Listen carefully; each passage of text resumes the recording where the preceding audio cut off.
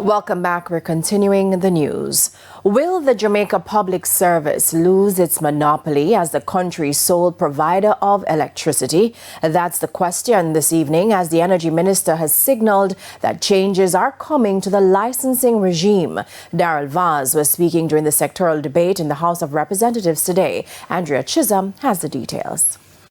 The current JPS license expires in July 2027, but 2 years before, by July 2025, the government must tell JPS about its intention for the electricity license. The parliamentary opposition has been pressing the government for an update, and in his sectoral presentation on Tuesday, the Energy Minister was clear. Under this license, electricity prices remain among the highest in the region.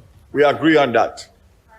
This is intolerable, both for family budgets and our critical private sector, limiting the creation of jobs and economic prosperity. All because for too long we have been locked into this legacy agreement which does not work for a modern Jamaica.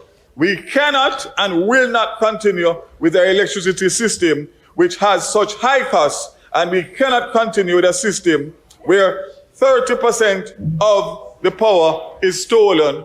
So what's the plan going forward? Minister Daryl Vaz said there's an opportunity for change. Change for the benefit of Jamaica and Jamaicans. Yes. I can assure you that we will do whatever it takes to do that. Yes. Whether it be through a newly negotiated license with the JPS or entirely new arrangements. We will not rest until we have an electricity sector our population and country deserves. We will shortly come forward with our plans, specifically in relation to the license.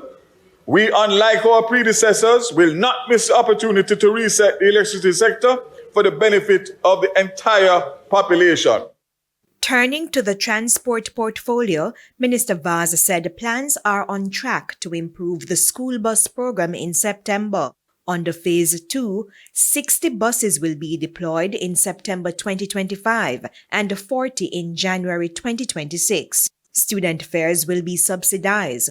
Currently, the average student in rural Jamaica pays up to $600 per day for bus fare. So in this new dispensation, the fare for a round trip per student will be between 60 Jamaican dollars and $100 per day.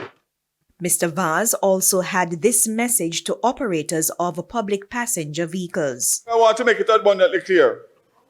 The government is not competing with rural taxi operators. We are making it easier, safe, and more secure for our students to be transported.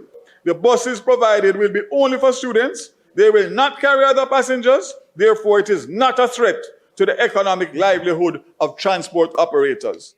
Andrea Chisholm, TVJ News.